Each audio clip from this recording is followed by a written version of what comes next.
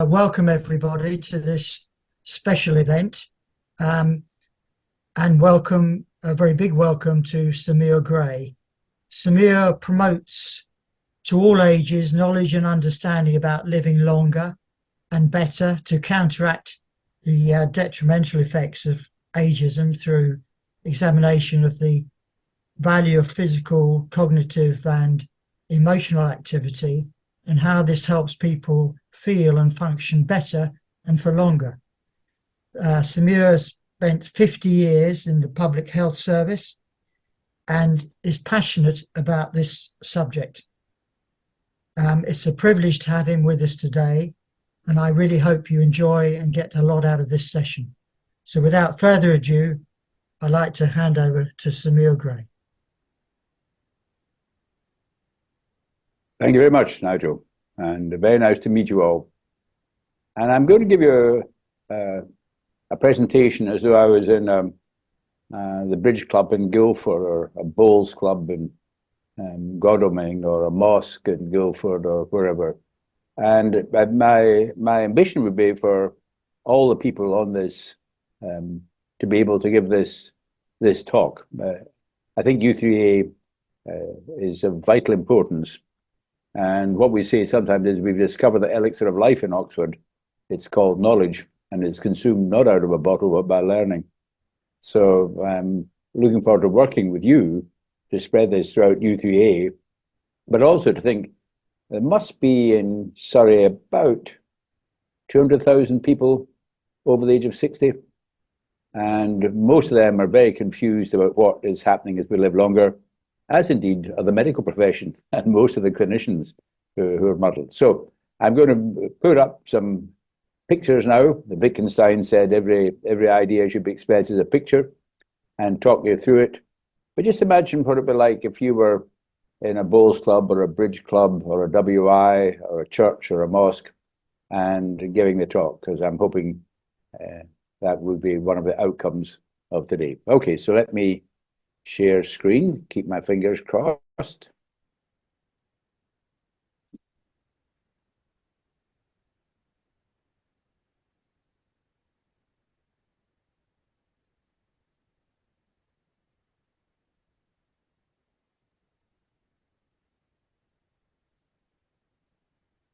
Chris, how is that? Am I sharing? Perfectly, thank you. Yes, good. Hello. So, aging is not a cause of major problems until the 90s, but it does affect certain things. The maximum level of ability, the maximum pulse rate, for example, and resilience, the ability to cope with a challenge, like a change in temperature or a stumble or inactivity. And here we see one of the models of excellent aging. You need a bit of luck, of course, but here's somebody working until 2 days before she died. Quite nice, actually, to shake Boris Johnson's Boris Johnson's hand, and maybe say something about Mr. Hancock, and then die 2 days later. She's a very good example, as indeed is David Attenborough. I don't know if you've seen Planet Earth. Terrific, really, what he's doing. So let's just look at what happens to us as we live longer. It's this thing called aging, a normal biological process. And as I say, it reduces resilience. And during lockdown, everyone was affected, but the 80-year-olds were affected more, recovered more slowly, and some did not recover all the ability that they'd lost. So that's the normal aging process. And there are only two phases in life: a phase of growth and development, then there's a turning point, and from then on, it's downhill all the way. But this is not due to aging.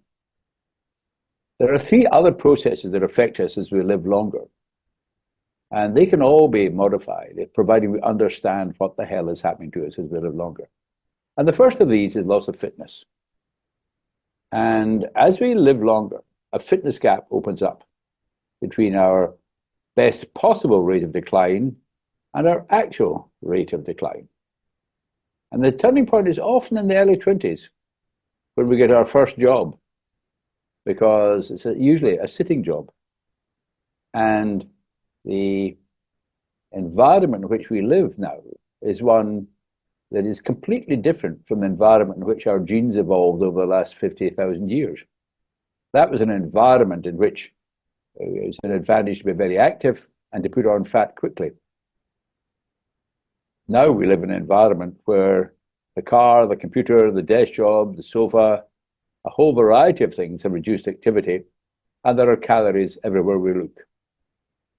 So I never use the word lifestyle. I don't blame people for their lifestyle. We have to help them adapt to the modern environment, because the good news is that we can do this.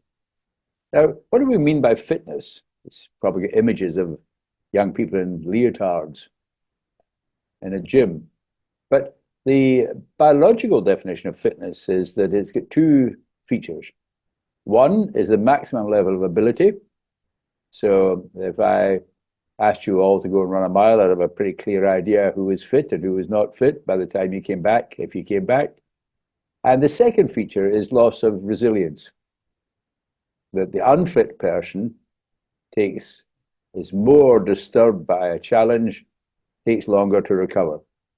So you see, loss of maximum ability and loss of resilience are the key characteristics of both aging and loss of fitness. And that's why the medical profession has confused aging and fitness for so long. The good news is that at any age, you can close the fitness gap. You can drop a decade, namely become as able as you were 10 or more years previously. So that's the first factor other than aging that affects us as we live longer. The second factor is disease. And disease occurs more frequently the longer we live. Not because of aging, but again because of the environment. Type 2 diabetes, high blood pressure, stroke, and about a third of cases of dementia are due to the world in which we live, not due to our genes or to the aging process. Now, what happens after the onset of disease is the best possible rate of decline goes down even faster. So I had a heart attack 11 years ago, lost a chunk of heart muscle, and therefore my maximal cardiac ability has been significantly reduced. But what we also see is that the fitness gap gets wider faster after the onset of disease.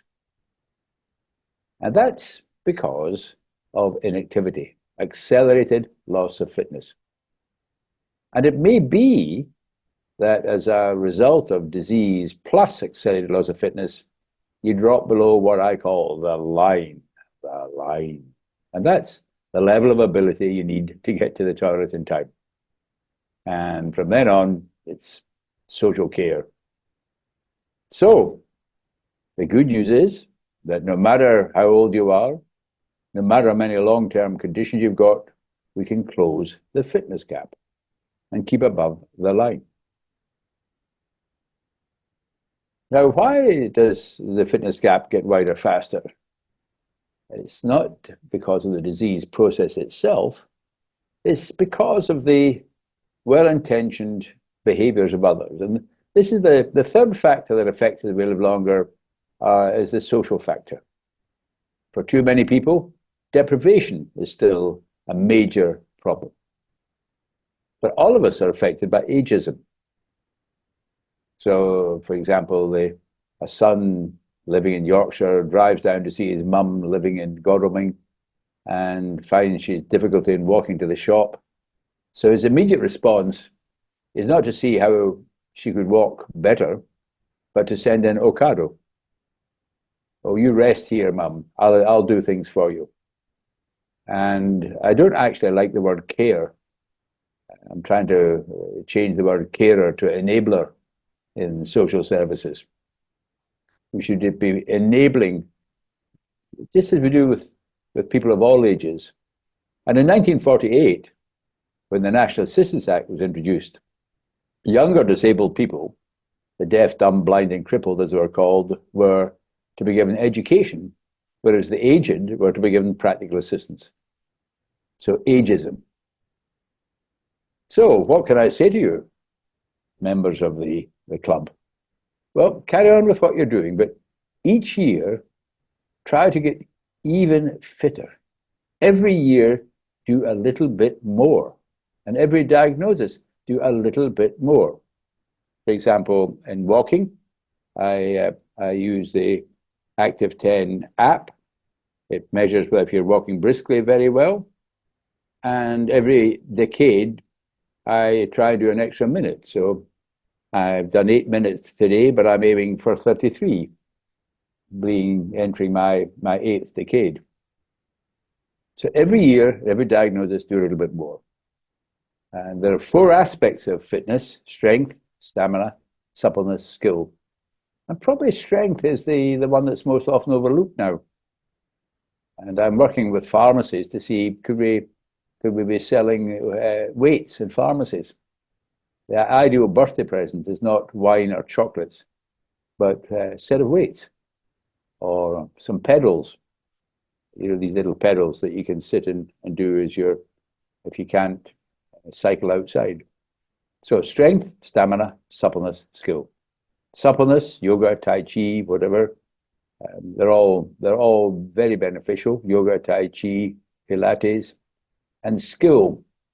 Scottish country dancing, for example, to keep the neurological system challenged.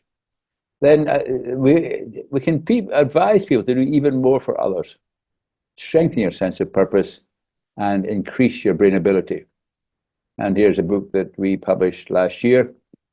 And the risk of dementia can be reduced by about 30%, because about 70% is due to Alzheimer's, but the other 30% are due to correctable factors.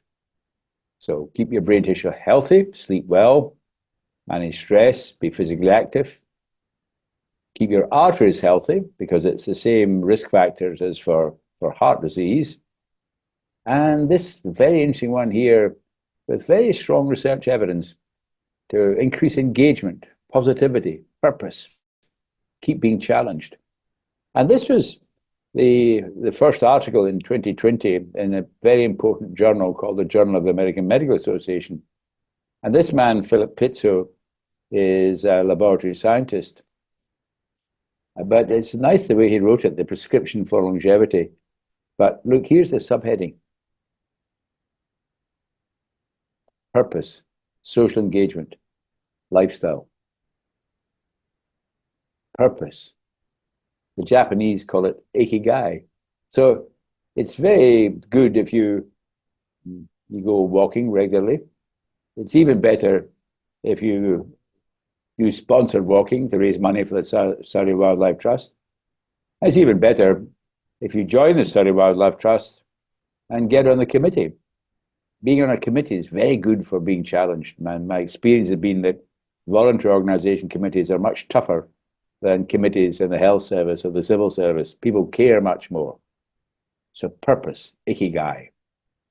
So to summarize, here are the 4 factors that affect us as we live longer: aging, disease, social factors, isolation there I've put. And again, this is a key issue that emerged during lockdown: isolation and loneliness. And obviously it's best to get out, but increasingly we need to look at ways we can use digital resources so that people can 2 or 3 times a day join a group of other people who are interested in the same thing.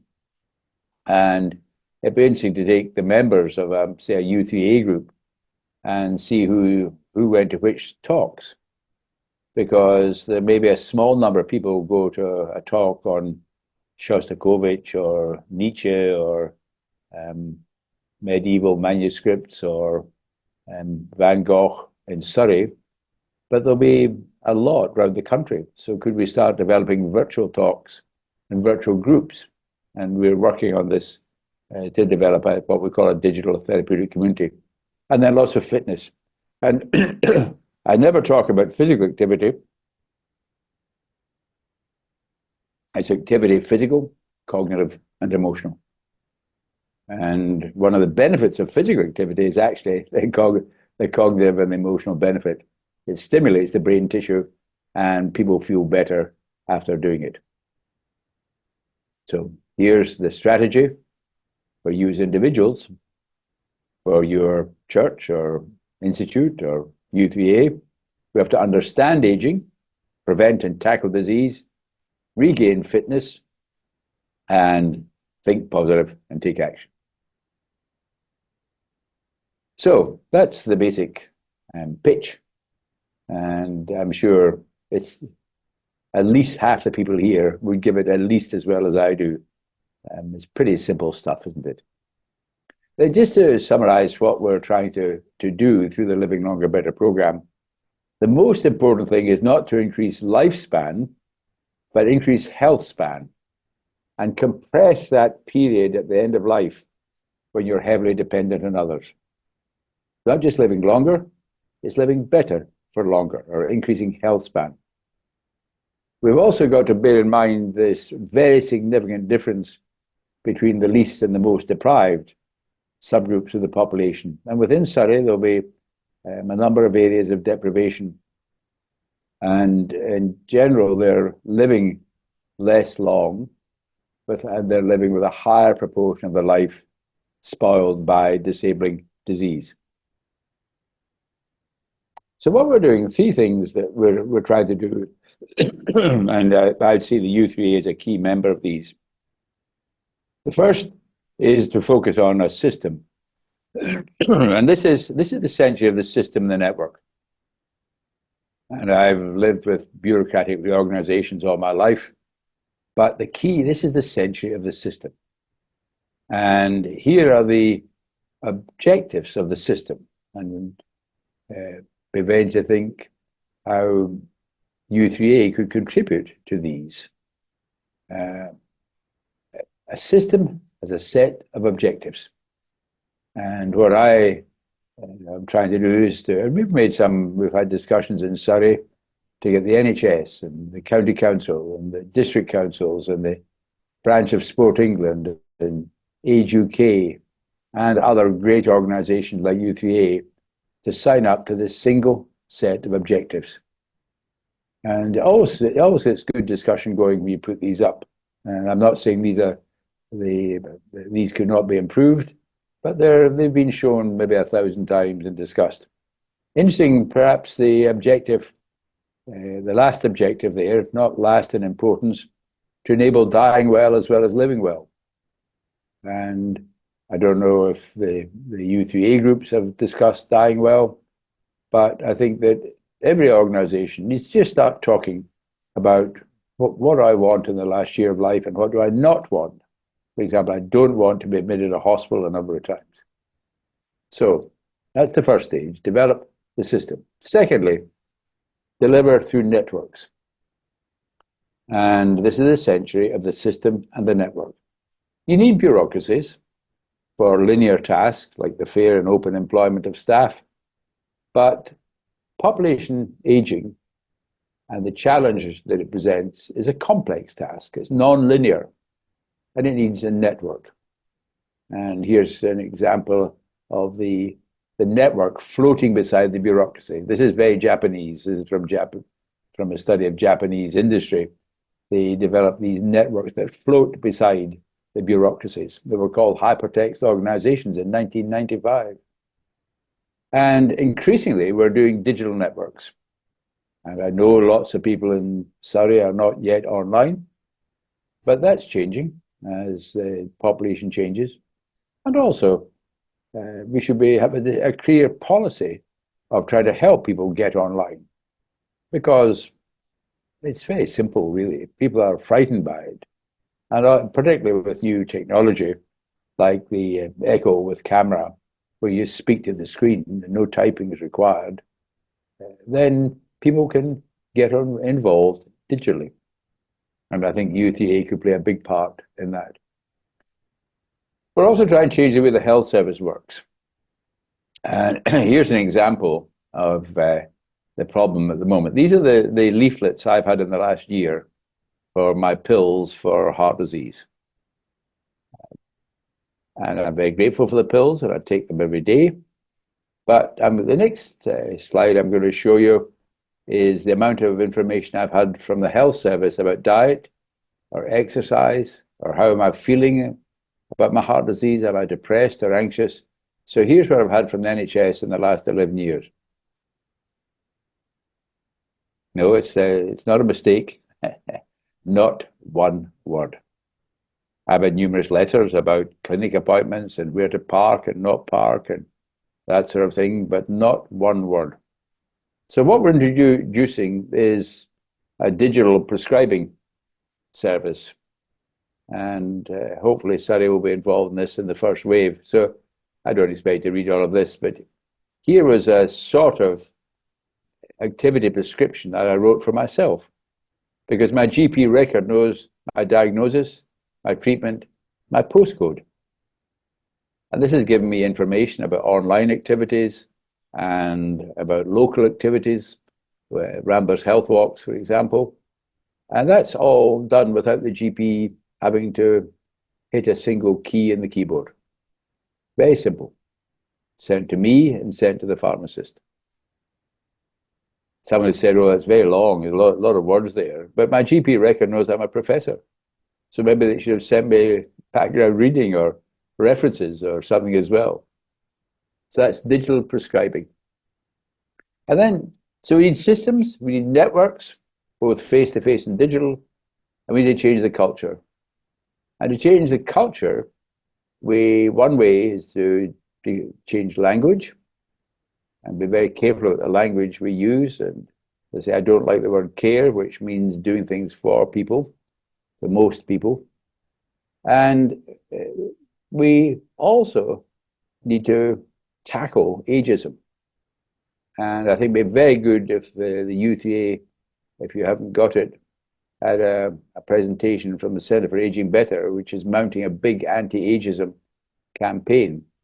And the U3A itself, by promoting education, is combating ageism. The University of the Third Age, what a great title. That makes people think, doesn't it, when you tell them about it? And also, we need to do education and training. So when I'm looking at, say, a professional audience, or supposing I was speaking to the housing committee of a district council about living longer better, what housing could do, that's what it looks like to me. And this is what I'm trying to do, is to rewire people's brains. And that's what U3A could be doing. U3A is a rewiring service. Get the box open, get the pliers out, and start rewiring the brain. So, this is Live Longer Better UK. Here's a book I've written called Sod 70.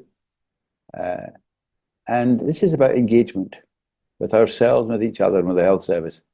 And we're also doing away with the word patients. I said earlier that I've tried to ban the word retirement, called renaissance. And the word patient is just very passive sounding, isn't it? It's people with type 2 diabetes, or a person with heart disease. And that person is, in legal sense, the principal. And the doctor, no matter how highly qualified, is the agent. So, let's live longer better. Understand aging, regain lost fitness, prevent and tackle disease and its consequences, including accelerated loss of fitness, and then running all the way through this, let's try to reduce deprivation and combat aging. And the last thing I'd say about deprivation, I'm running a little campaign with notable lack of impact at the moment, but I got a £250 heating grant about 2 months ago. And I estimate there's 1 million people like me have had that £250. That's £250 million. And surely better use could be made of £250 million for heating than giving people like me on a generous pension £250. So we need to be active and take action. And the good news is, if you take action, you're the one that will benefit, because you'll reduce your risk of dementia. So thank you very much for the opportunity of meeting. And as in all U3A talks, let's have a discussion.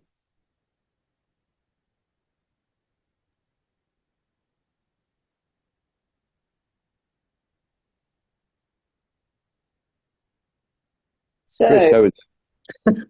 Well, hello, I'm Nikki Lindsay. I'm the Speaker Secretary, and if anyone would like to send questions, I will direct them to Muir. And I have had a few questions already, but please do send in some more. So one of the things that you discussed a lot, Muir, was about resilience and the importance of that. How can we promote resilience if it's so important? Well, I think the first thing is simply explaining to people what we mean by resilience. That people are so confused about what's happening, and the word aging is used to cover everything.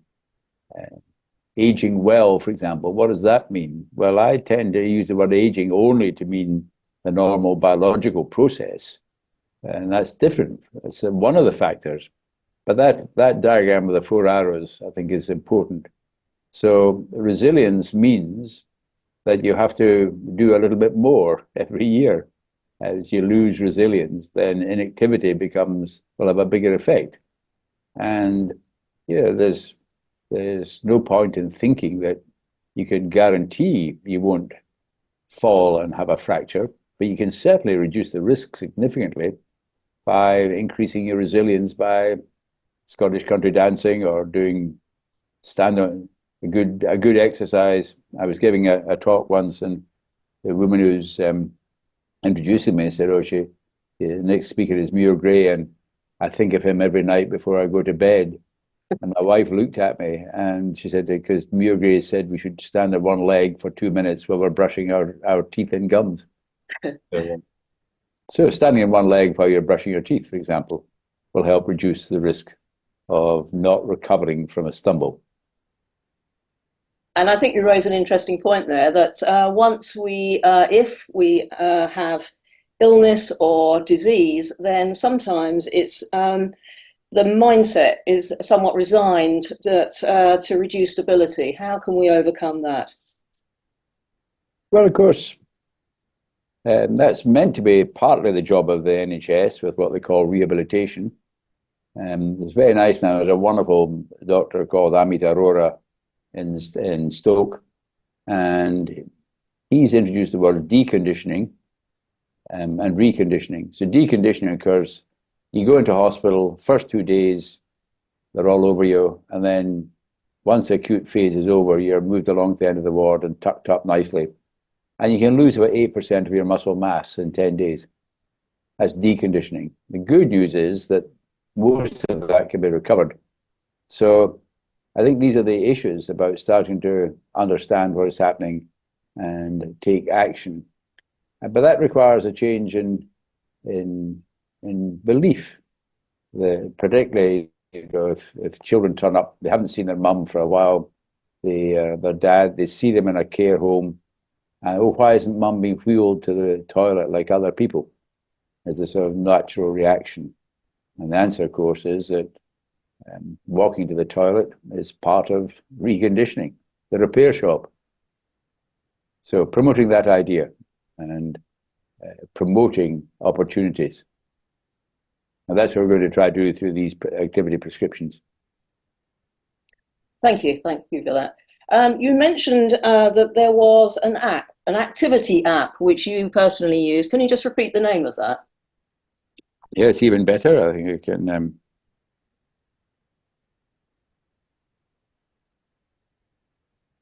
It's called the Active 10 app. So NHS Active 10. Active 10. Okay, that's great.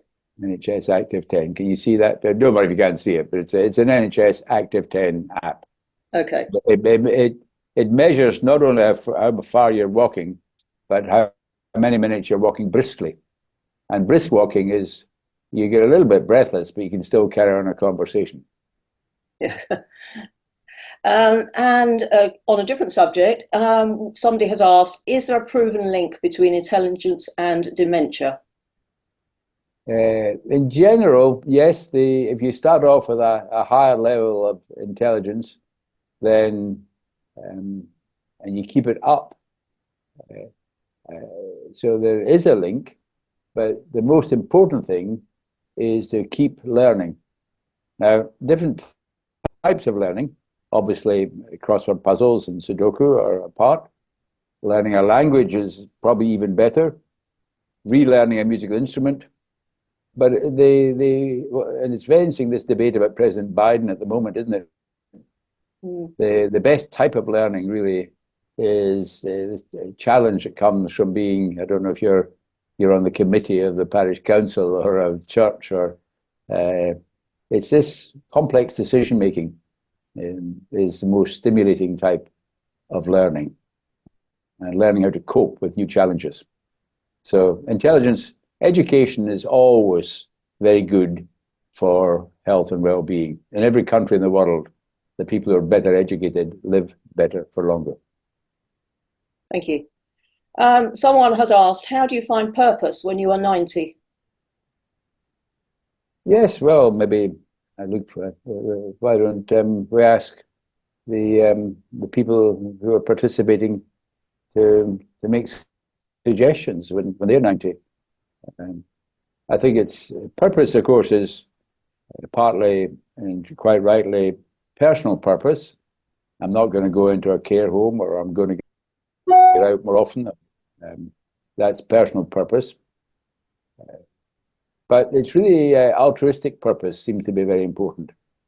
So joining something like the Surrey Wildlife Trust, and if I'm 90, 10 years' time, I hope that I could still do sponsored walking. And we're also we're developing walking even for people who can't stand, using virtual reality and a special type of treadmill that your feet slide on. So in every care home, they should be raising money for the Wildlife Trust, because the Wildlife Trust is helping combat climate change and creating jobs for young people. So something as simple as that, I think, would be useful. So find a cause other than keeping going yourself. Okay, so maybe those two things are linked. So promoting somebody else's well-being or another organisation's well-being, yes, actually promotes it exactly for yourself. Yes. Anyone get any examples in the group? Have you just put them in the chat? Another issue has been raised, which is about obesity, which is a huge issue for some people due to cost and opportunity. Obviously, this affects fitness substantially.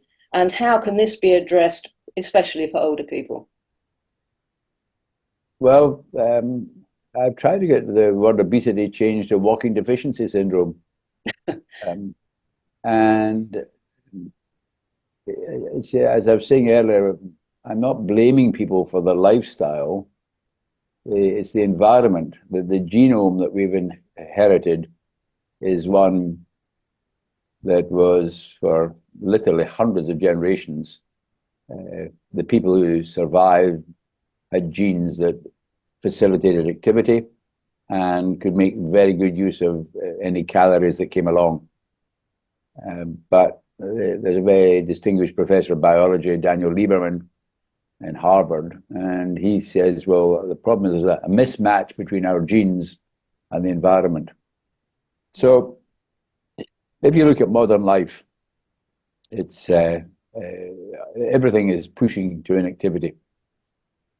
Now, the good news is about just something as simple as walking, that if you walked 30 minutes extra briskly a day for a year, you'd lose 10 pounds. Obviously, you've got to try to reduce the amount of energy coming in as well, but simply doing it by dieting alone is not a long-term solution. And we've now, of course, got the new drugs coming in, but they are temporary. They help with weight loss, but I don't believe they should be prescribed without prescribing a walking program and information about diet. The Mediterranean diet's a pretty good shorthand for what a sensible diet is. So the Mediterranean diet plus 30 minutes a day of brisk walking for most people will help with controlling weight increase and accelerating weight loss. Yes, thank you.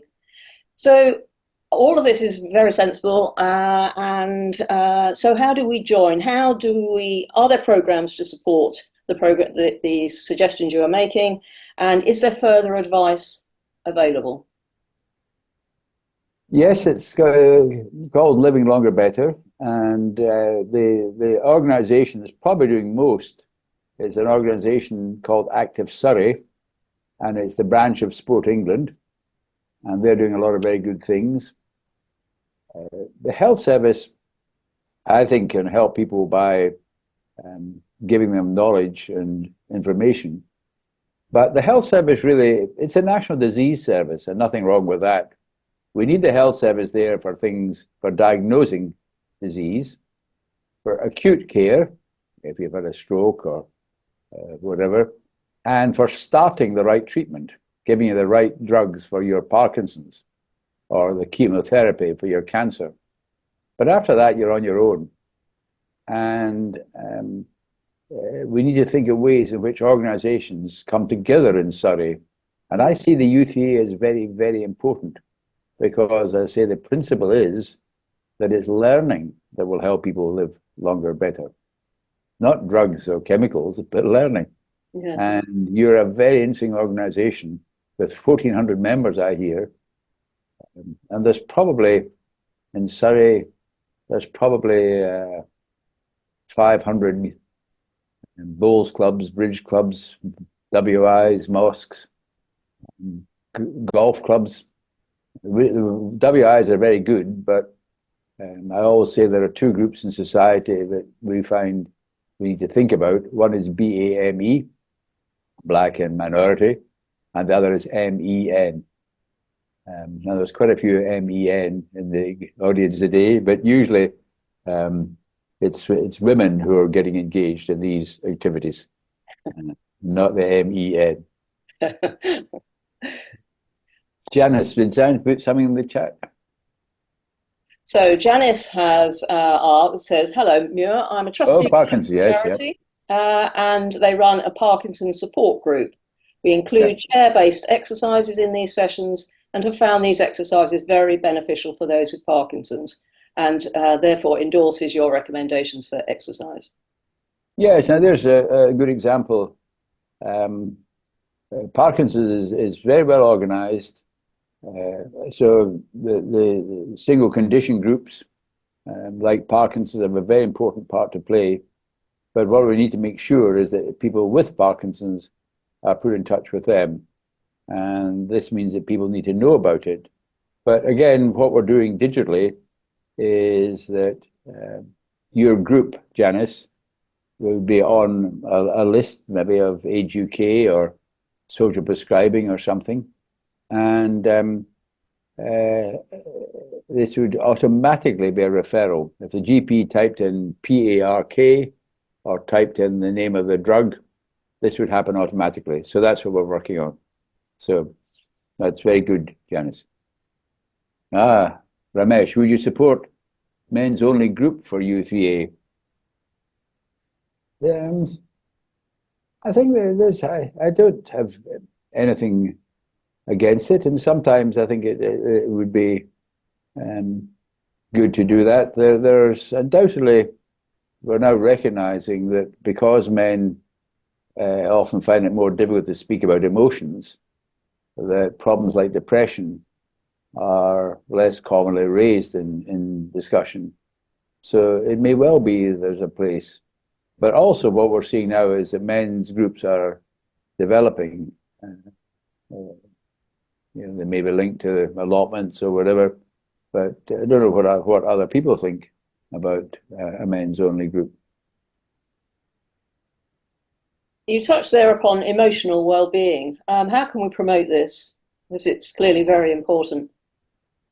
Well, I think you're doing it actually. The U3A group activity is probably the single most important thing, and isolation is probably the main factor that we can do something about because of emotional problems of well-being.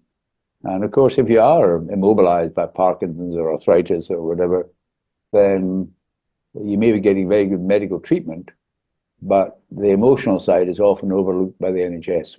Mm. No, I don't see any other questions. If anyone does have a final question, perhaps they could put it now. Could I ask you all to think, what will you tell suppose you've got a neighbour age 70, what's the bottom line you're going to tell them as a result of this talk?